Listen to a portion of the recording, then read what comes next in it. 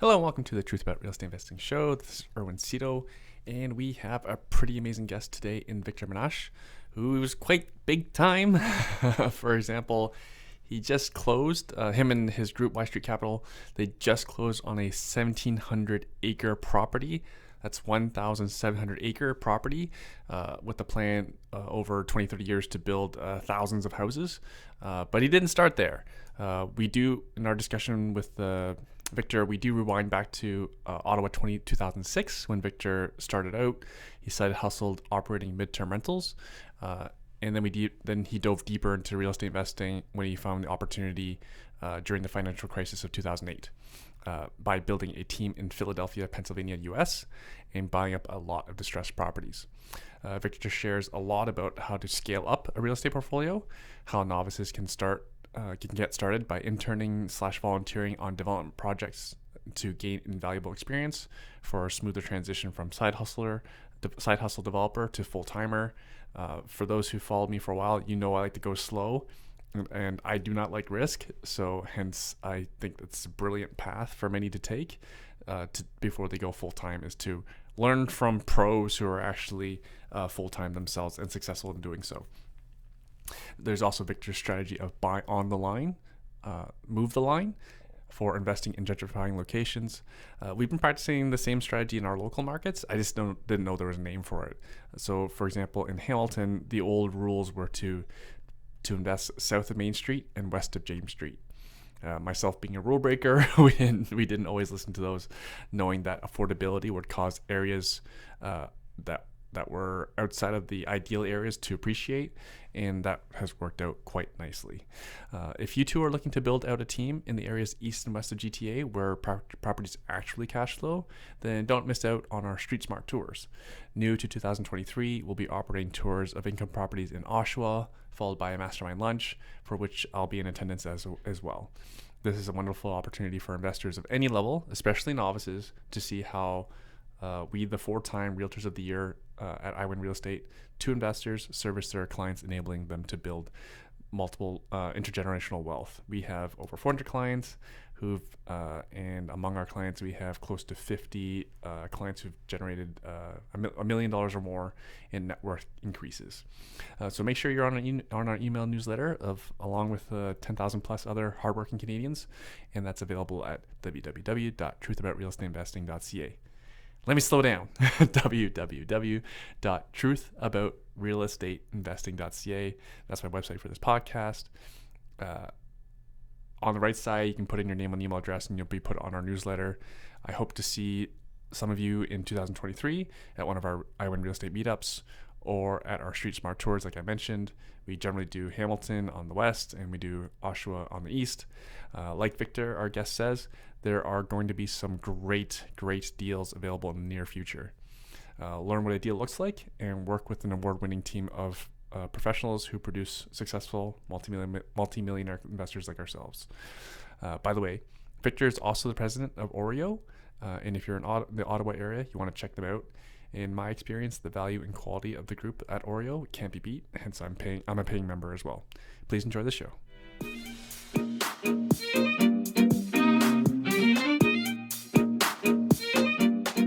Hi, Victor. What's keeping you busy these days? Wow, my goodness, we are so busy with projects that we started before market conditions changed. And it's been very interesting to see how the marketplace has changed. It's forced us to pivot. It's forced us to pause a few projects that made sense a year ago and now don't make sense in the current macroeconomic environment. But it's important to be agile. And so that's been a lesson that we knew and felt like we had to relearn it again. Okay, that's a lot there.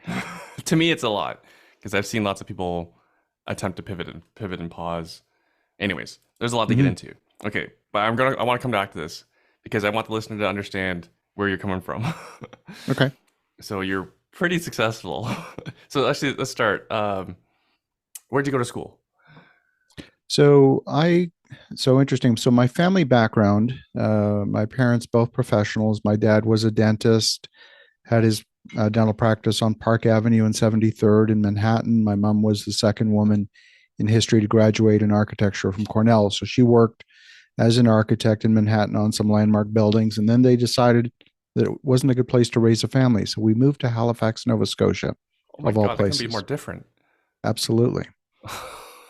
So I grew up in small town Halifax, went to Dalhousie University, did my electrical engineering degree at Dalhousie, and knew that I wanted to be doing microprocessor design. In fact, for my fourth year project, ended up designing a small 8-bit microprocessor, and that gave me the entree to get into Bell Northern Research in Ottawa as in their microprocessor development team.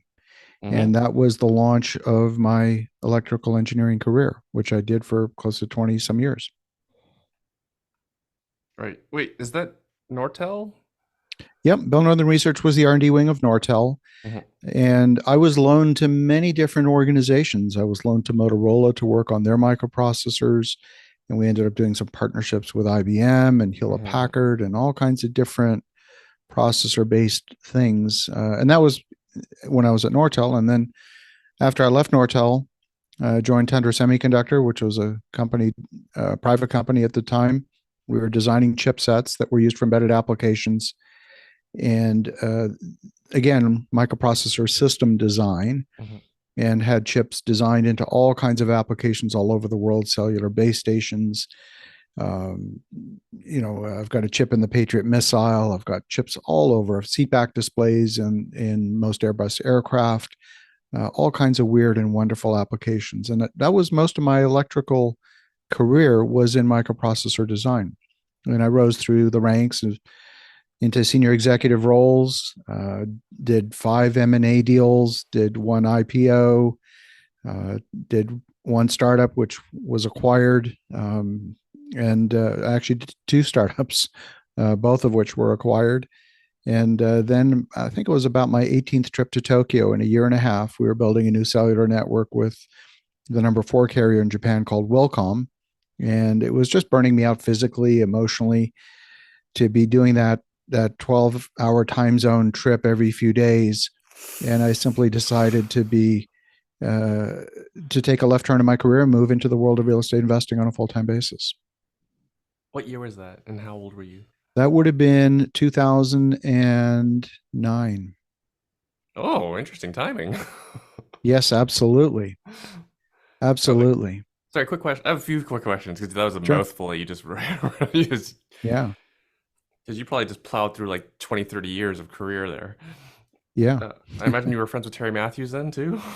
Terry was the chairman of our company. He was the chairman of Tundra Semiconductor. So we got some exposure to him, and he had some very interesting philosophies about even when you're a private company, run it as if it was a public company, so that when you do go public, the transition is inconsequential. You don't have to change anything. You're already a public company just by virtue of the way you operate.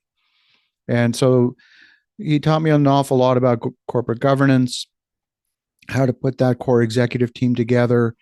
And it turns out that team that you put together, it doesn't matter what the business is. That core team could be the same for a hotel, for a semiconductor business, for a real estate business, for a restaurant. Mhm. You need that same core team. The same functions exist in every single business. What are those functions? Well, number one, you need your executive team. So there's 7 functions. Number 2, you need the folks that are developing your corporate systems, your corporate governance. Number 3, you need folks that are communicating with your existing customers. Number 4, you need the technical folks, the folks that are actually executing the business. If it's a construction business, maybe it's your site supervisors. Then you need a quality assurance function. You need the treasury. These are the folks that are watching the purse strings. They're not deciding what your financial policy is, they're implementing the policy that's been set by the executive team. So it's your financial controller or your CFO. And then finally, you need a group of folks that are talking to prospective customers. So those are the 7 functions. Every single business needs those 7 functions.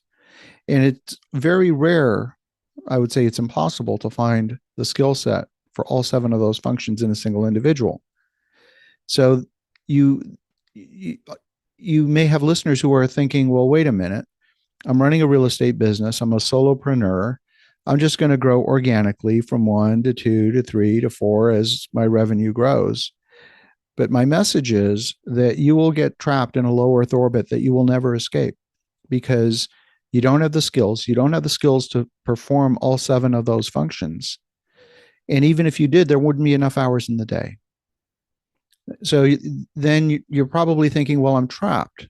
How do I grow from 1 to 2 to 3 to 4? I need 7 people. How can I feed 7 families when I haven't figured out how to feed one? Well, I'm here to tell you, you got to go bigger. It's the hardest thing to do are small projects because small projects don't generate enough profit to feed 7 families or more. And you need to feed 7 families or more to have a sustainable business. So you have to go bigger. Otherwise, you'll get stuck. You'll get trapped and you'll never escape. Mm-hmm. This is awesome. Good. I'm glad. I'm excited. Hopefully we haven't lost a bunch of people. I want to go so many ways with this. But there's a method to that madness. So think about it for a moment. Imagine for a moment that you want to, let's say, redevelop an apartment complex. Mm-hmm. Okay. And let's say it's 5 doors. And let's say those 5 doors are going to generate, a few thousand a year of positive cash flow. And you might get, maybe 100 grand, 200 grand worth of value creation in a short time period. That's not enough to really hire anybody. Mm-hmm. But what if you're doing 250, 300 units? What if you take as part of that a developer fee that is calculated as a percentage of your hard construction cost? Mm-hmm. And now you've got a developer fee that could be, I don't know, $500,000, $800,000. Do you think you can hire some skills for that amount of money? Absolutely. And that's just one project. And guess what? The effort to manage that 250 unit project is identical to the effort to managing that 5 unit project. Just add a 0 or 2 or add a comma. But the effort from a management standpoint are virtually the same. So why would you put all of your time and attention on something that's small? And I get it. People will say, well, I don't have the money. They look in their pants pockets and they say, well, they rub their 2 nickels together and say, I don't have the money. So I'm just going after what I can afford. But I mean, if you did that, think about it for a moment. Think what would happen if everyone who aspired to be a doctor said, well, gee, that's really hard. And boy, it takes a lot of money and I don't have the money to do that. So I'm going to go and be a nurse instead. It wouldn't make any sense. Now, no disrespect to nurses at all. But if you're aiming for one thing, why would you not aim for that one thing? Why would you go somewhere else? It's that simple. So and clearly there are proof points.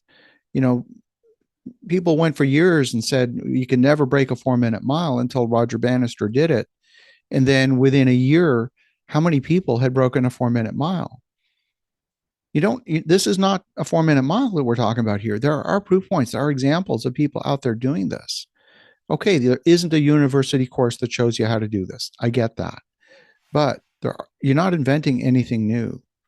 The information is out there. Exposure to the right people is possible. Mm-hmm. And when you have that exposure, all of these things that seemed impossible or out of reach all of a sudden become normal. Okay, so Victor, for the listeners' benefit, can you describe your portfolio at all, please, to paint them a picture of what you've done? So today we're probably 90% new construction. We're primarily focused in the United States. We do assisted living, new construction, multifamily apartments, storage. We have half a dozen storage projects currently underway. We do a fair bit of land development. Right now, we have several thousand acres currently that we are going through various entitlement processes on. And it's all about value creation. Yeah, you can make a little bit of money. You can do the arbitrage thing and buy something for a few cents off and try and squeeze out a few nickels that way. But that, in my opinion, is not the ticket. It's really about value creation. So let's talk about pick an asset class. Anyone you want to talk about land? You want to talk about assisted living? We can talk about any of them. Uh, just in terms of how you want to be differentiated in the market and how you create value, because that's really what it's about. It's about creating value, solving a problem that is an acute problem in a marketplace where people are willing to spend money to have that problem solved. That's all business is. That's all real estate is. If you're going into a market that's oversupplied, you're wasting your time. So it's really about solving a problem. So pick an asset. Just we'll run with it. Let's do multifamily just because it's a Sure. pretty popular topic. I think everyone can associate with it.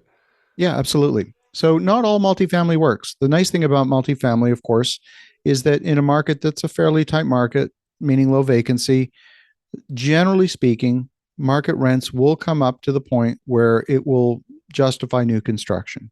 You can often go into secondary and tertiary markets where the rents on a per square foot basis, and when I talk about rent, I think through the lens of a developer. So I don't talk about $1,000 a month or $1,500 a month. I talk about dollars per square foot, because there's a ratio of what it costs me to build that thing in terms of dollars per square foot and how much I need to get back in rent in dollars per square foot in order for the math to work out.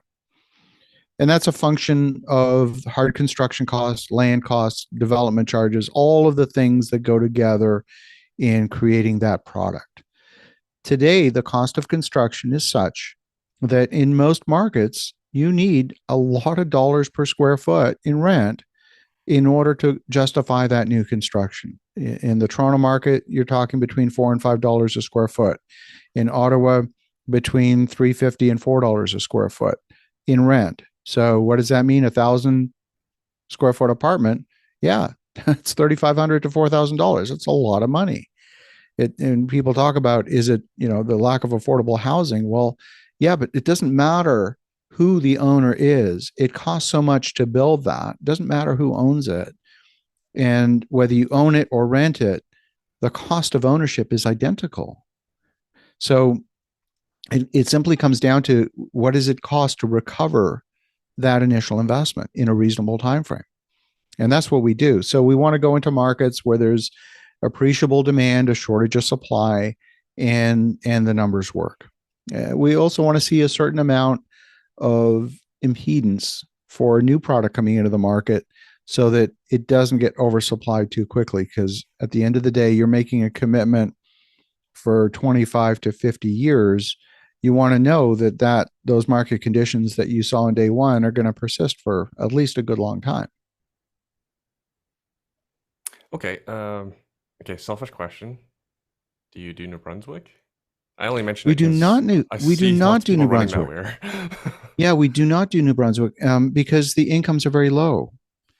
And yes, you can buy things inexpensively, but there isn't the we and we've looked.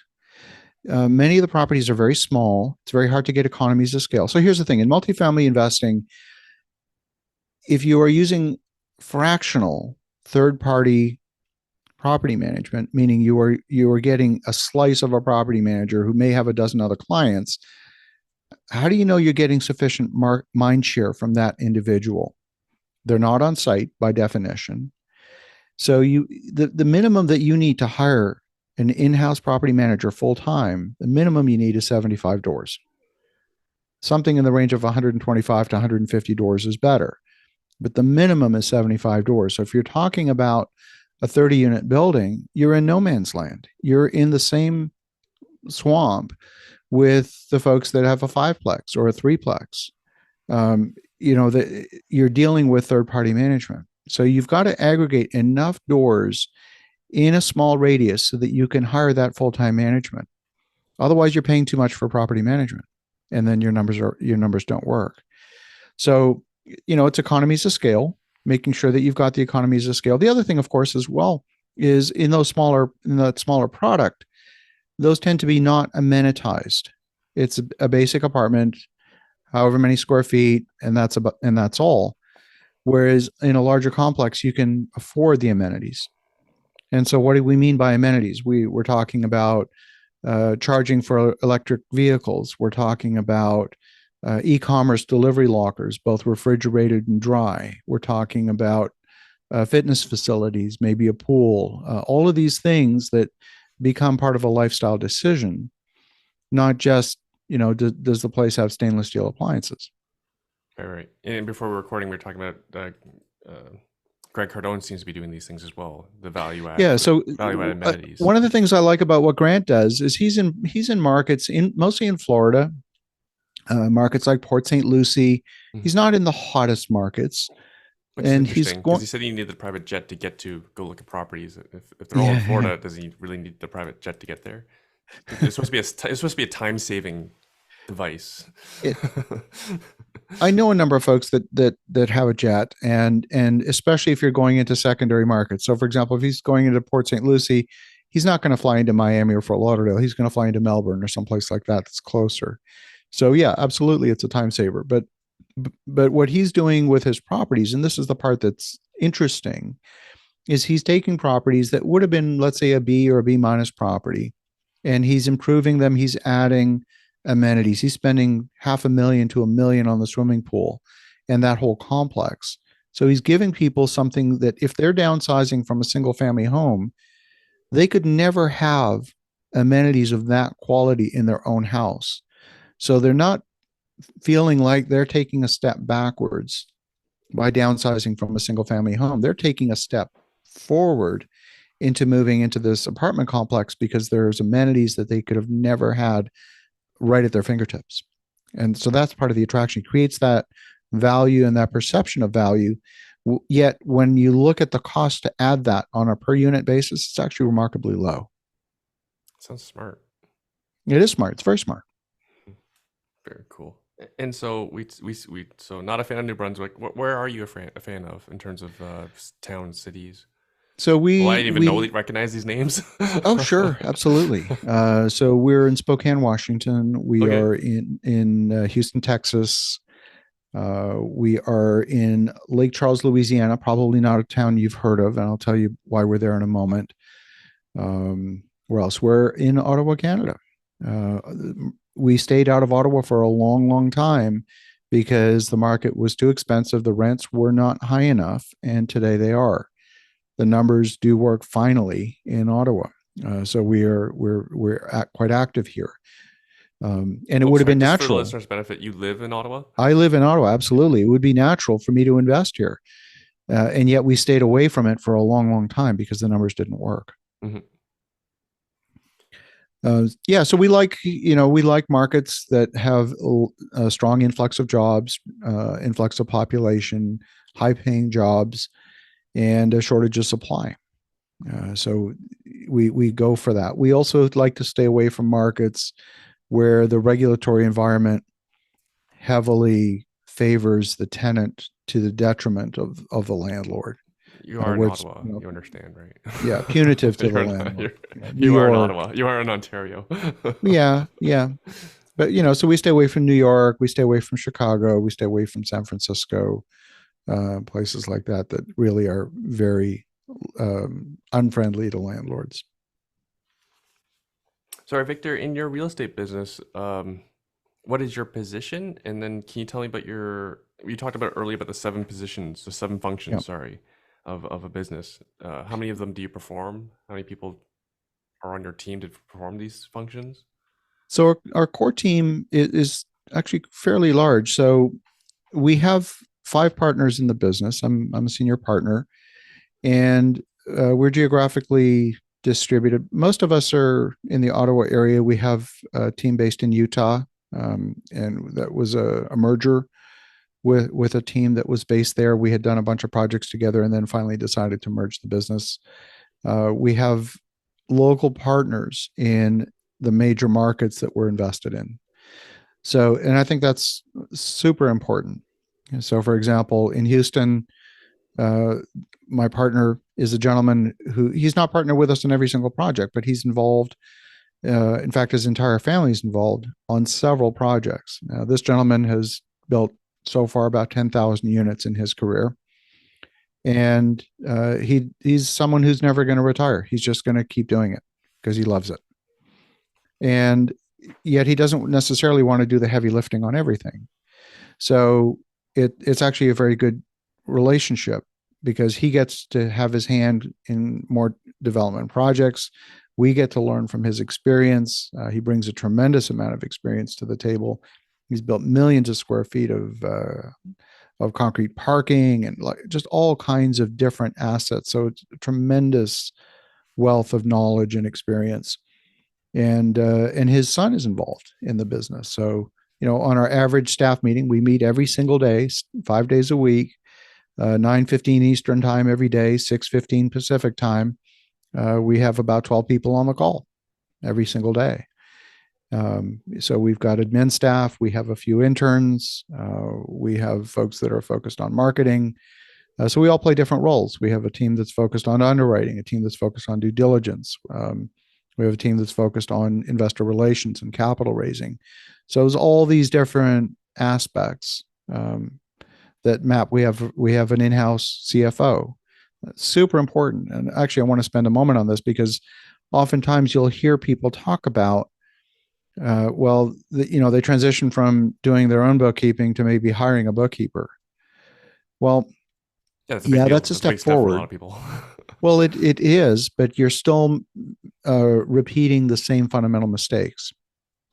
Because what does a bookkeeper do? A bookkeeper runs behind the business trying to document what the heck happened and hopefully try to get it to reconcile at the end of the month. A financial controller drives the business. No check ever gets written by the business owner. The financial controller produces the check from the accounting system, puts it in front of the business owner for signature, and everything, the books are correct by construction. You can reconcile the books any minute of the day, 7 days a week, because it's all correct by construction. You're not ever having to reconcile the books.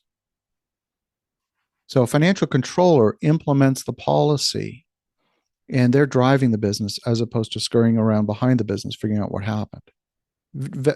They both spend time in the accounting software. So it looks from a distance like they're doing the same thing, but it's vastly different. So you mentioned in-house CFO, and those people aren't cheap. You must be, and also when you said the handing off the bookkeeper, if you only have a bookkeeper, that still means the individual is still the CFO as well, and wearing the other hats as well. Right. Yeah, absolutely. Right. Yeah. But again, like you said, gee, I don't even know how many properties you need to afford a CFO. Well, Just there's the ways you CFO. can get skills. There's ways you can get skills. We've been very successful in bringing in interns and integrating them into the business. And when we say interns, I'm not talking about getting someone on a 4-month work term at a university. We're talking about folks that really have a very high set of skills, but they actually want to learn real estate. Okay. So they will contribute their skills to the business in exchange for learning how to do development because they recognize that sitting behind a desk looking to Google for answers is not the path. Right. You have to be in the trenches doing it every single day. It's like learning how to swim by reading a textbook. You can't do it. You got to get in the water. Sorry, Victor, are these like 20, 30 somethings that just No, they well, no. We have, for example, one person is a practicing lawyer. okay. We have someone who's a full-fledged CPA. So we're Interesting. bringing in very, very high caliber skills in Right. those types of roles. Mm-hmm. We've also had very good success bringing people from the military, both Canada and U.S. In the U.S., they have a program called Skills Bridge, where the Army or the Air Force or whoever will pay for their salary for a period of time for them to train as part of their transition from armed services life to civilian life. And it's good for them and it's good for the business. Same thing exists in Canada. I did not know that. That's pretty awesome. It really is awesome because they come with very high skills, but they are lacking some of the practices that are normal in the civilian workforce. Mm-hmm. Mm-hmm. But boy, they bring a tremendous amount of systems and process and discipline, and we learn from them too. It's wonderful. That sounds awesome. I think we have headcount for accountants. Somebody could use some military accountants. Exactly. Exactly. So Victor, it sounds like you've really adopted well your corporate experience, your startup experience into a real estate business. Now I'm trying to think of like the investor that has like 3, 5 properties. How do they start towards getting closer to you? So for example, I've had guests on this podcast who are quite very successful. Like these are folks who are worth like 5, 10 million, but they get stuck Mhm. because there's not enough money being made to afford even like a chief operating officer type role, even like a director of operations type role slash pay, right? So they're never able to shed that hat. They still maintain that function. Now these investors are still like they're top 1%, no, like probably even top 1.1%, but I still see many people don't get to beyond that level where they can have much more expensive uh, folks to handle these functions. Well, it's a mindset issue because they're trying to do it all themselves. Okay, okay. Well, just So, to pause you there, I've been poo pooing a lot of all this mindset stuff that's out there because I see all these mindset coaches out there. Some of oh, them are bankrupt. absolutely. So. Yeah. So, okay. So, what do you need to be successful? You need three things, right? You need the knowledge. So, people will go out, they'll get a course, they'll attend the workshop, and they say, "Awesome, I've got the knowledge, I'm all set." And that's not the ticket. You've got a third of what you need. Congratulations. And then, like you said, you've got the mindset folks out there saying, "Well, yeah, you've got the wrong mindset. You need to go out, get yourself some mindset." Mhm, And so then you say, "All right, I work on the emotional fortitude to figure out how to push through when things get difficult, and how to think creatively and be resourceful, and all of those sorts of things." mhm, And that too is not enough. So, what is the ticket? You've got to be immersed in the environment where other people are doing what you want to do. Why is it that all the elite figure skaters in the world train here in Canada? It's not right, like they don't have ice in Japan, right, right. right? They train either in Montreal or in Burlington, Ontario. Why do they train here? Because they've got to be training at that elite level Mhm, with other mhm, people that will push them and challenge them. And it's no different. So when you hang out with other developers, things that seem strange and out of reach all of a sudden become normal. mhm. So that's who I hang out with. That's who my mentors are. My mentors Right, are right, right. folks that have done billions of dollars worth of deals. And so a few things happen. You figure out what is possible, number one. You figure out how to solve problems when they arise. And then you figure out what those people are concerned with so that you can actually have an intelligent conversation.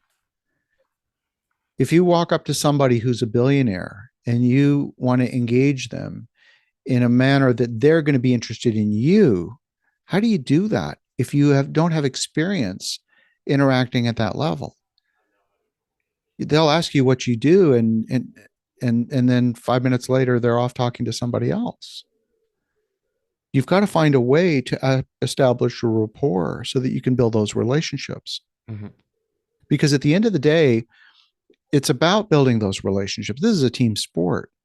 And you don't want to just look at someone who's a high net worth individual as someone with dollar signs on their forehead, because they don't want to be used. Don't use people. Nobody wants to be used. And people with money have their guard up because they know that there's folks that want to be close to them for one reason only, and that's because they have money. So their guard is up. They don't want to be used any more than you or I. So don't use people. So how do you break through that? How do you develop a relationship? And it starts really at that personal level. So a good way would be a volunteer, be an intern. Be a volunteer, be an intern, collaborate with them on a charity, something that might be meaningful to them. There's so many different ways that you can develop a relationship with them. Mhm, mhm. That's Now, pretty you cool. don't necessarily need to, if someone is let's say a big brand, you don't need to necessarily develop that relationship with the figurehead. Mhm, Look at who's in their inner circle. you're probably going to find equally capable people in their immediate inner circle. They all know the same people. They might be easier to develop a relationship with as really the first step. So, for example, I'll pick a name. Imagine you wanted to develop a relationship with Oprah. Mm-hmm. That might be difficult. Mm-hmm. Might be hard to get access to Oprah. Probably easier to get access to Stedman, her boyfriend. He knows all the same people, travels in the same circles. Right.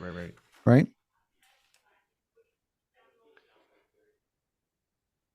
So that's okay. All right.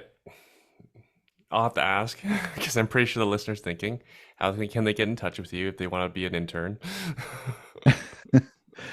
We're pretty full right now with Okay, interns. that's a good It's a answer too. request we get often. But so Yeah, let's talk about what makes a good internship, sure. because I think that that's valuable to talk about. Mm-hmm. We're running a real business with real deadlines, real priorities, and an internship is not a paid position. The deal is you get exposure to the business in exchange for making a contribution to the business. But we've got to be able to count. If you take something on, we've got to be able to count on you to deliver. If working with us or whichever business, it doesn't matter, ends up being your 10th priority after the kids are put to bed and after everything else is done, that's when you take the leftovers and you put whatever energy is left into the internship. That's not going to work. Mm-hmm. That's not going to work. It's got to be a commitment of a certain amount of hours and on a regular basis. It can't be, oh, I'll give you 2 hours every 2 weeks. That's not going to do it. It's going to have to be on a regular basis so that you can be part of the flow of the business. It doesn't mean it has to be a full-time engagement, but you've got to be able to commit enough hours to be part of the flow of the business. Could be 2 hours a day, or it could be 1 hour a day, but it's got to be every day so that when someone calls, you can actually respond. I Well, think with all this work from those are the home, keys. with all this work from Sure. home stuff now, like Oh, absolutely. easier than Absolutely. ever. Yeah. Because I mean, I imagine you don't need someone to go down to Houston and go, collect rent or something. You're hopping on no, Zoom no, calls. no, no. No, not at all. I mean, for example, we have someone, she works full time for the federal government, and we're working on a small apartment building. This is a guy out of Norfolk, Portsmouth, Virginia, a suburb of Norfolk. And he got some land to build what he thought originally was going to be a few row houses. And we figured out that he could actually get higher density. It's going to be like a 12-unit apartment building. So that's Mm-hmm. the sort of thing that we would necessarily do ourselves. But we wanted to help him. And he seemed to have some of the right attributes. So we actually handed the management of this project off to one of our interns, and she's managing it fully. She's interacting with the architect. She's coming back to us and saying, okay, here's what the city said. They want, this kind of exterior cladding materials. They want, all this setback over here. They want all these different things. What do I do? Mm-hmm. So she's getting guidance from us in terms of how to interact with the architect and how to get some of these problems solved and to closure. And she's getting real life development experience without having to go out and raise, a few $1,000,000 on her own and go build this building. But she's getting that hardcore hands-on experience. And it's awesome. It's awesome for her. We're getting a project done without having to do a lot of heavy lifting on it ourselves. That's pretty cool. Because I have like the occasional investor reach out and say like I have like 1, 2 properties in an area that's going to be developed. For example, it's say someone has like 1, 2 properties across the street from the GO station, Right. and they're working on a land assembly, but they're not developers. You see, I think those types of technically they're a developer. right. Yeah, I love those types of situations. In fact, we opened a consulting division about 2 years ago Oh, okay. specifically for that, because we often find situations exactly like you described where someone says, I've got a piece of dirt, it's in a great location, what can I do with it? Right. Now you can go hire a planner, you can go hire a consultant who can help you get through the zoning process with the city, but they can't tell you whether that makes economic sense. Mm-hmm. They're not looking at it through the lens of a developer. We'll take it through our entire underwriting process as if it was our own project. Mm-hmm. And we'll tell you, Here's it either makes sense or it doesn't, or here's what needs to change for it to make sense. Mm-hmm. Or, here are your risks. The city's never going to give you two curb cuts. You'll only get one. So, or you're going to need a traffic turning lane to get that volume of vehicles in and out. All of these different things that you don't necessarily think about that can be impediments to a project. You might say, okay, I've got utilities. They're right there. They're in the street. Sure, there's utilities, but do you have the allocation? Will the city approve 200 more toilets going into that sewer pipe or not? You need to know. And most people just don't know how to get those answers quickly. We do. And then where can people find more information? So we're company is ystreetcapital.com. Feel free to reach out to us. I'm Victor M at ystreetcapital.com. And I'm host of the Real Estate Espresso podcast. It's a daily show 7 days a week, and it's on more than 20 different platforms. So wherever you listen to podcasts, you're sure to find the show. And it is literally your morning shot of what's new in the world of real estate investing. So I'd love to have you as a listener, and we can continue the dialogue that way. Victor, I have you for 15 more minutes. Okay. That's perfect. Sorry, just because I love where this is going. Oh boy, I don't know where to go next. I have so many questions. Sorry, when you started off as an investor, then did you go straight to something with scale? Then you skipped the whole single family home. Not exactly. So where I started, my very first investment was 2006 in Ottawa, and I saw an opportunity. I've always taken a business approach. What's a problem that needs to be solved? Now, Ottawa is a bit of a unique city, like Washington, D.C., the nation's capital, where you have a number of folks coming in and out of the city on a medium-term basis. The government tends to spend money in 6-month increments for whatever reason. So a 12-month unfurnished lease is of no use to those folks. And they have a housing allowance. But a housing allowance is not going to get you into a suite hotel. That's too expensive. So there needs to be something in between. And back in 2006, I saw that opportunity, and I saw that there was a shortage. Airbnb didn't exist at the time, and found out what the number was. The number was $1,600 a month was the housing allowance for a one-bedroom apartment. Ranged between $1,600 and $1,800 back in 2006. And I said, okay, can I deliver a decent quality turnkey product for that price point, which turned out to be about 35% more than the unfurnished lease?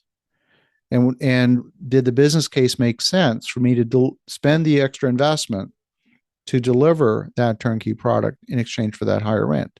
And clearly the answer is yes. For about 10, 15 grand in furniture, I could get 35% more rent. So that made an awful lot of sense. Okay, so that's where I started. Or did you do like 100 of these?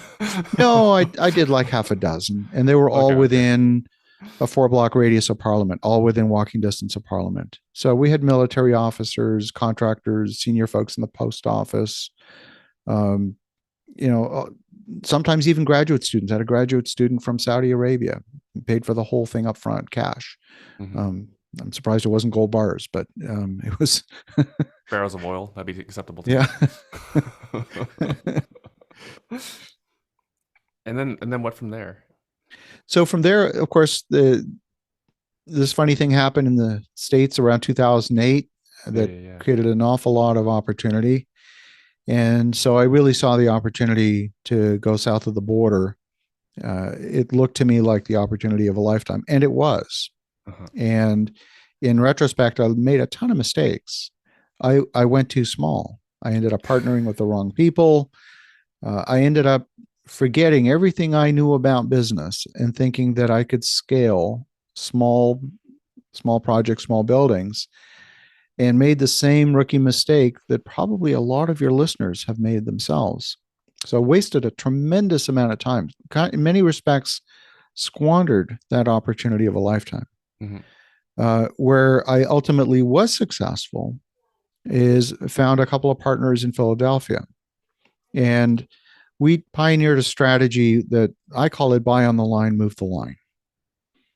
And what that line is that line that exists in virtually every city, where on one side of the line, you've got a hot gentrified neighborhood.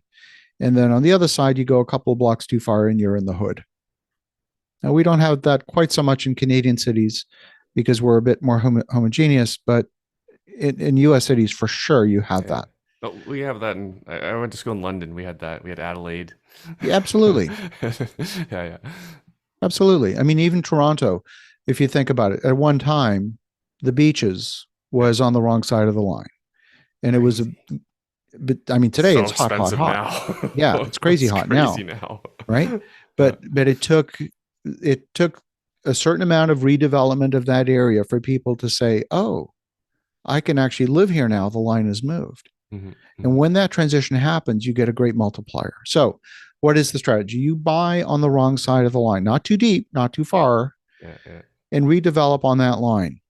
And now the line is on the other side of your building. Now, if you just do one or two, the market doesn't notice, they don't care. But if you put a little bit of scale behind it, maybe bring a few friends along, put a little bit of scale behind it, and all of a sudden the market says, oh, the line has moved. And now when you go to get appraisals, there's no comps for new product in the hood. So where are they going to get the comps? It's from the great neighborhood immediately next door. Hmm. Hmm. Now you might not get 100 cents on the dollar on your appraised value, maybe you only get 95 or 97 cents on the dollar. That's good Still enough. fantastic. That's good enough because you bought the land at a deep discount. So that's where we started in Philadelphia. And over time, we probably bought, I don't know, 85, 90 properties within a 10 block radius. Hmm. Our very first deal in Philadelphia, we bought 15 properties in one day from the Philadelphia Housing Authority in an auction for $350,000.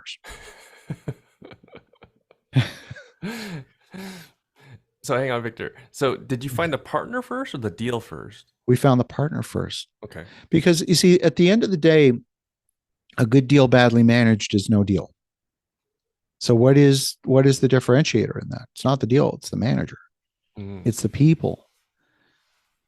Have you got the right team that can do a stream that can manage a stream of investment? If you don't have that, why are you looking at deals? right. And that's To I your think a point. mistake that a lot of people make is they start with the deal. It's never about the deal. And we were offered deals in the wake of 2008 that looked amazing. We were offered a beautiful property at Keystone Mountain, Colorado.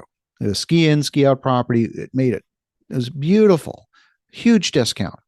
I said, but I'm not going to put a team together for one deal. Doesn't make any sense. We Mhm, we we we let it go because we didn't have the team in Keystone, Colorado, mhm, mhm. right? So it starts with the team. I went down to Philadelphia. I saw what these folks were doing.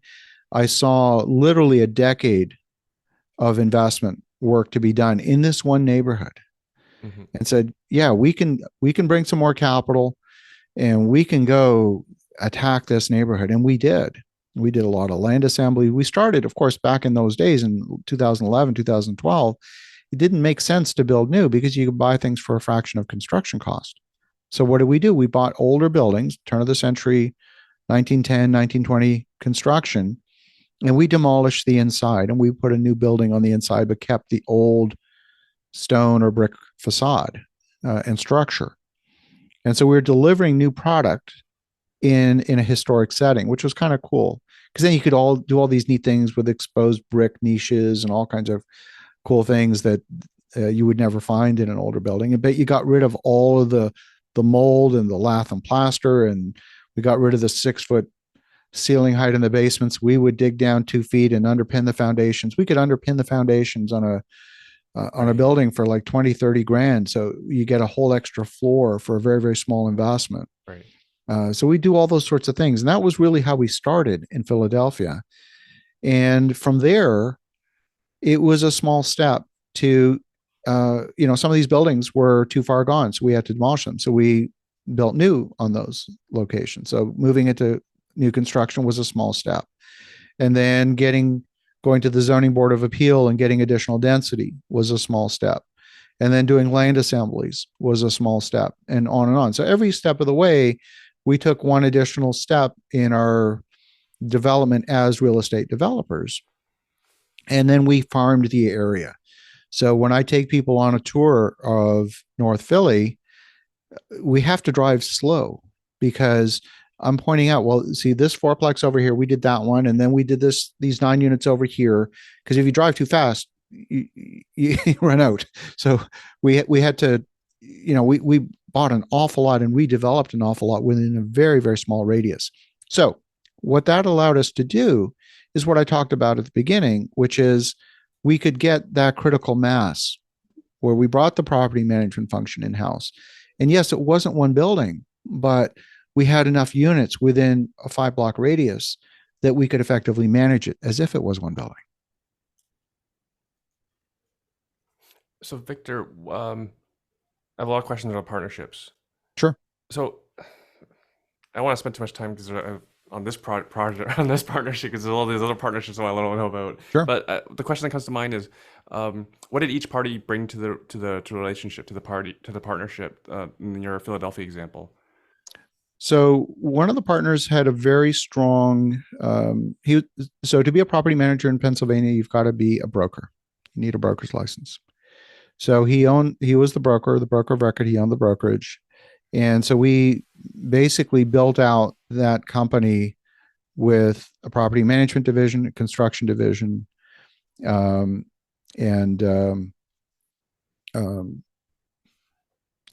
really an investment division focusing on new projects. The other partner had a tremendous amount of experience finding deals, and his expertise was cellular towers, believe it or not. So he would find assets that had cellular towers on them, separate the cellular tower from the building, sell the cellular tower for a profit, and you would often get the building for either for free or for a deep discount. So we did that with a stadium, believe it or not. You got a stadium for cheap.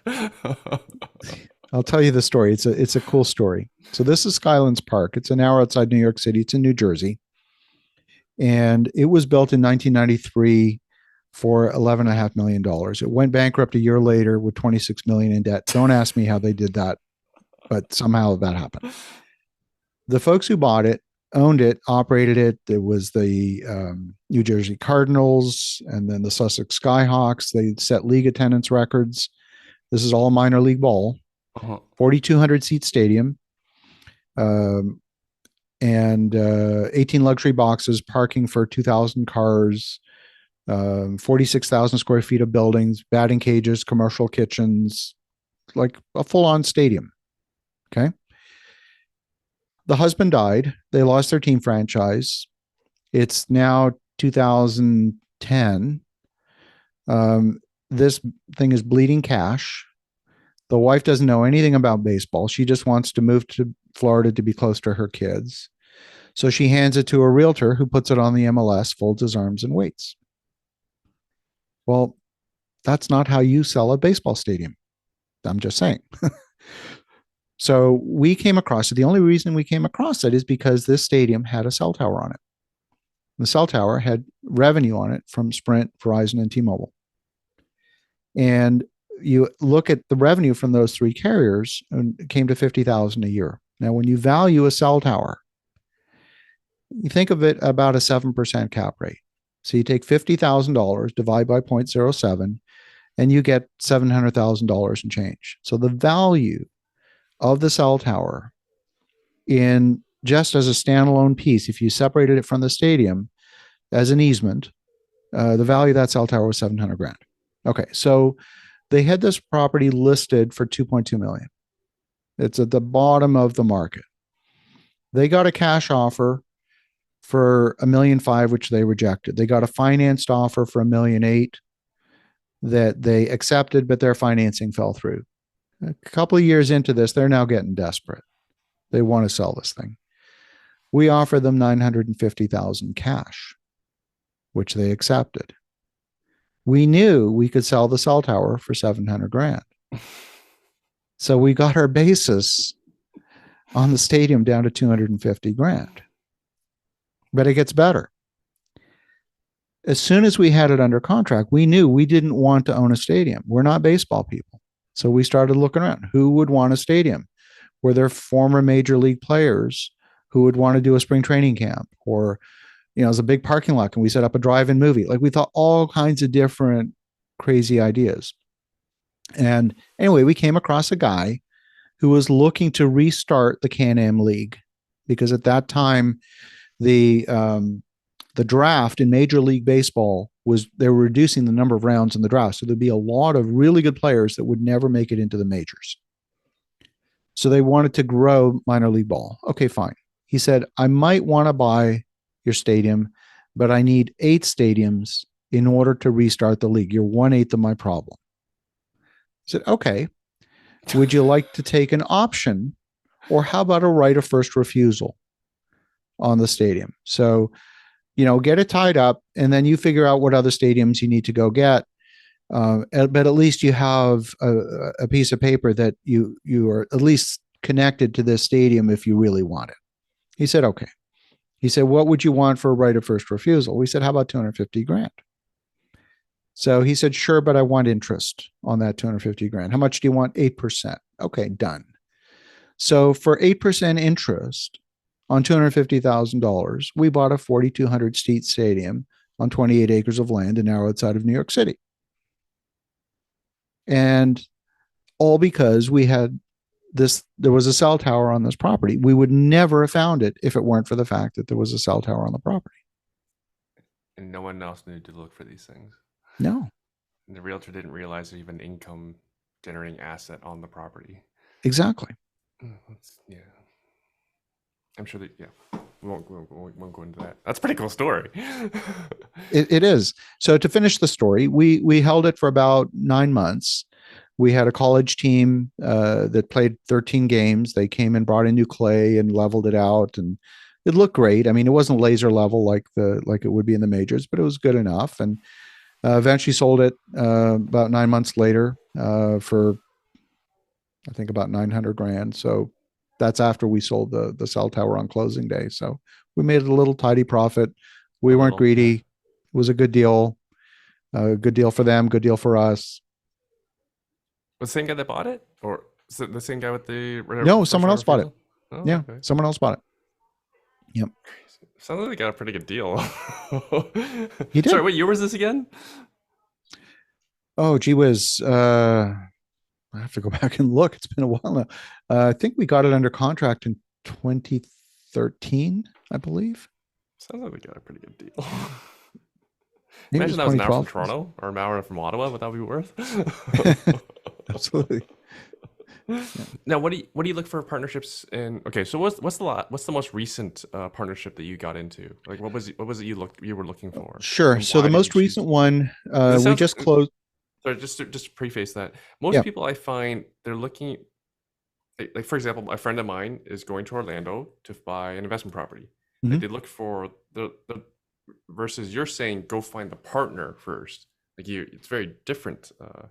Well, the example I'm going to give you is the one where we actually found the deal first. Mm-hmm. Okay. And it just turned out that way. And this was one. And by the way, we don't go hunting for deals. Mm-hmm. You probably figured out by now, we weren't looking for a stadium. That came to us. Yeah. And this next one is no different. This one came to us as well. This is a parcel of land. It's just on the edge of Colorado Springs. It's 1,783 acres, and it's called the Norris Ranch. Mr. Norris, his father, was the Marlboro Man in the cigarette commercials. Oh, cool. Yeah. So the original Norris Ranch was 20,000 acres. It's a massive, massive property. And the remnants, the last piece, was 8 parcels or 7 parcels that comprise 1,783 acres, all contiguous. And we got this under contract for $10,000 an acre. And at first we thought we weren't really interested. We thought, well, it's too big, it's too complex, it's too fill in the blank. We weren't interested in it. And then we thought about it. It took us a couple of weeks to wrap our minds around it. And we said, yeah, we can do this. We did a little bit more research. We learned that we could get a zoning overlay and an annexation into the city that would be legally binding without having to do a full planned use development where you have to map out every lamppost, manhole cover, and fire hydrant. We could just do a zoning overlay, and that would create a tremendous amount of value. So we got it under contract and basically went immediately into the planning process. We went into due diligence. We had a lengthy due diligence period. And so we were making sure that there weren't issues that would stop us. There were, no endangered species on the property, or, any of those sorts of things that could potentially stop the project. And then we continued to move forward with it. We had a couple of different pathways to raise the capital, and they did involve partnerships. We ended up choosing two partners, actually three partners, that were not initially on our radar. One of them is a gentleman, two guys that own 640 acres to the south of us. And so they were already active developing in that market.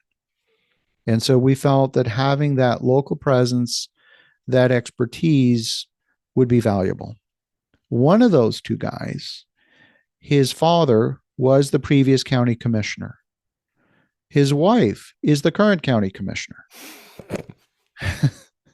So we said, okay, these guys are pretty well connected politically. This guy has all the candidates from mayor to his house for a barbecue.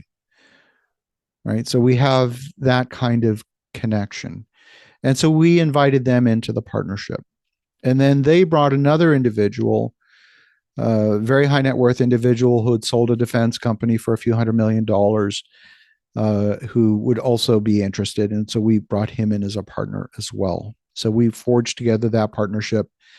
Eventually, this is a multi-year project. This is a project that is going to span economic cycles, clearly.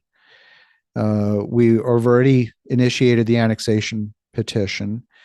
And eventually, once the master plan is completed, we'll get the zoning overlay and utilities brought to the property and all of that. But we should see something in the range of about at least somewhere between a 20 to 40 times multiple on our investment, just on the land. So it's a fairly significant lift. Okay, so how did this deal find you? There's an individual who basically knew of Mr. Norris, but it was too big for him. So he brought it to one of our partners and said, who might be able to do this? He knew he had something. He just didn't know what or how, and it often turns out that way, that people hear about something and they don't know what to do with it. So it's a matter of finding a home. We're in discussions right now on a property, in a 1,500 acre property right now. And we're not sure if it's us or if we need to find a home for it.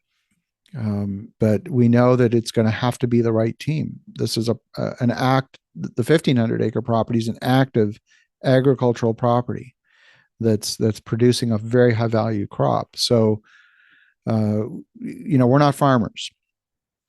So we'll see what happens with that one. But it's all about putting together those partnerships, those relationships. We're heading to New York in a couple of weeks to further that conversation and see if we can put together the right partnership on that one. Fascinating. All right, Victor, if the listener wants to help you out, how can they help you? How can I help you? That's a great question. Deals.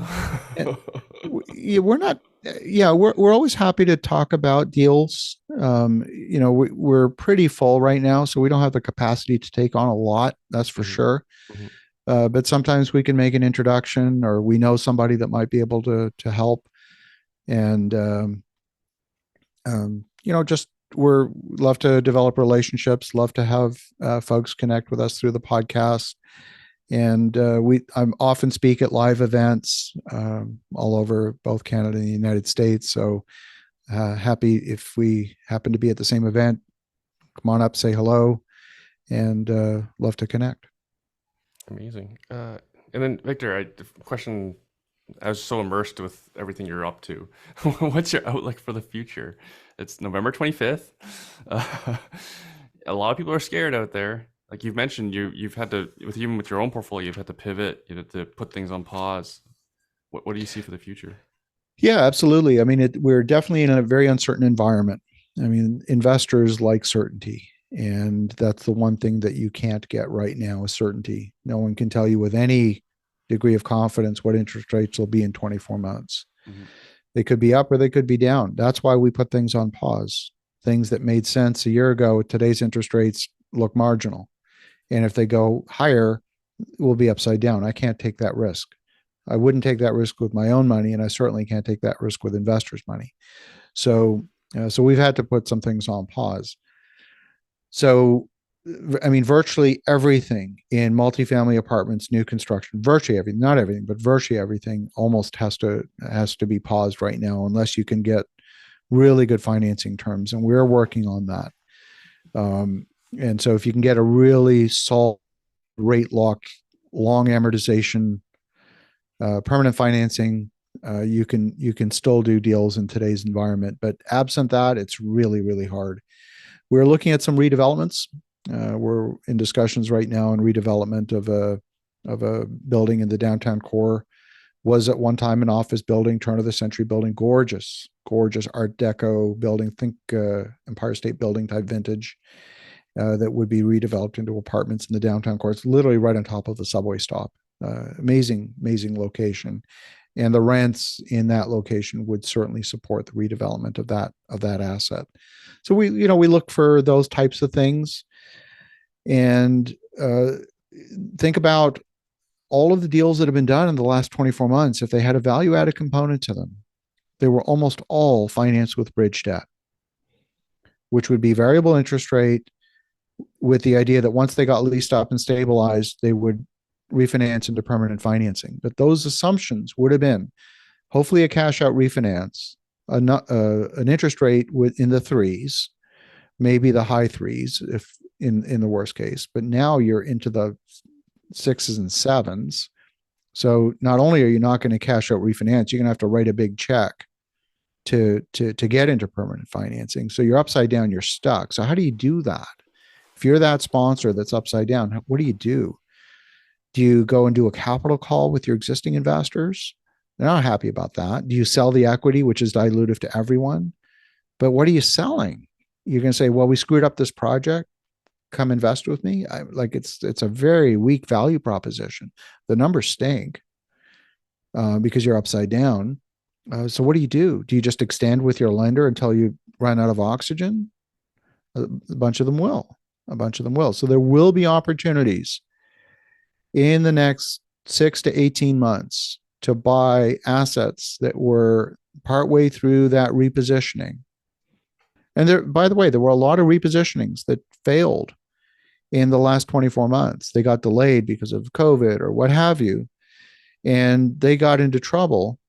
But then with rent growth, with market rents increasing in so many markets, 15, 18, 22% per year, that wallpapered over those mistakes. And so they came out on the other side and still survived. But they would have been in real trouble if it weren't for that. That rent growth has stopped. So they're not going to be able to play that trick a second time. So I think there will be opportunity. It's not yet. Not yet. So sit on cash, be prepared to be conservative in your underwriting, be prepared to negotiate hard, and don't be scared to walk away from a deal. It's the seller who has the problem, not you, the buyer. Don't ever be a desperate and anxious buyer. Be a very patient buyer. That would be my advice. Yeah, I need to go call my flipper client to get rid of some of these properties. Yeah, flipping in today's environment would be a very risky proposition. Because think about it. I mean, a lot of people think about what is a deal. They say, I got 10% off, that's a deal. Or I got 30% off, that's a smoking deal. Well, no. I mean, think back on what we've talked about here. I bought 1,800 acres, almost 1,783 acres for 10 grand an acre. That's a deal. That's 5 cents on the dollar. That's a deal. I have way more upside than downside. That's what I'm talking about. I don't think you should have shared your email address, Victor.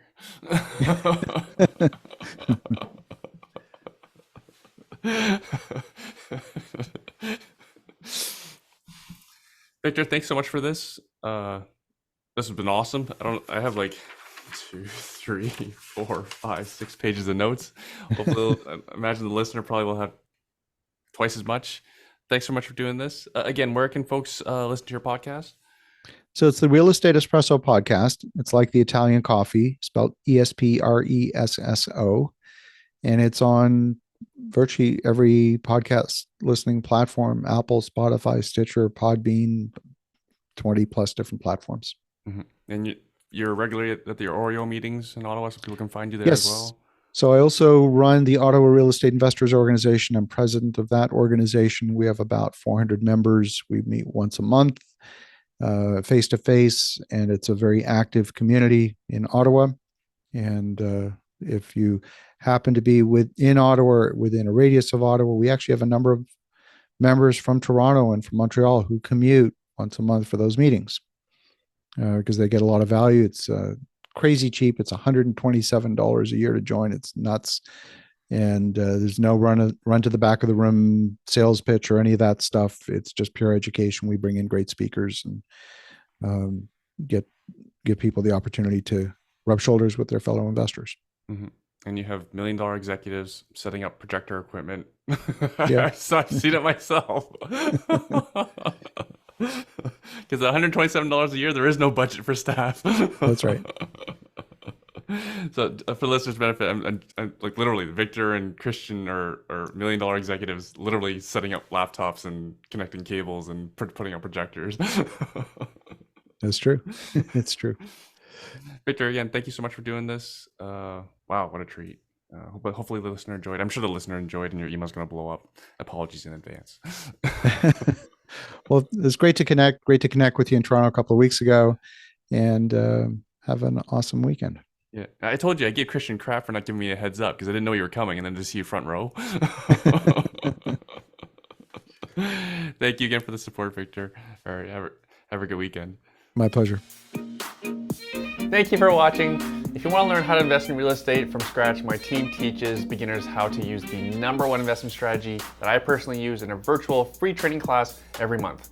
Go to investortraining.ca/YouTube to register for our next class. That link is also in the description as well. I publish at least 2 to 3 videos a week here, so subscribe if you want to keep learning from seasoned investors like myself and my guests. And if you're just starting out, feel free to ask questions and comment below, and I do the best to answer each of those comments and questions myself. Again, if you're ready to learn the nitty-gritty about real estate investing from a professional investor, register for our next virtual class. That's at investortraining.ca/YouTube. Thanks again for watching. See you in the next video.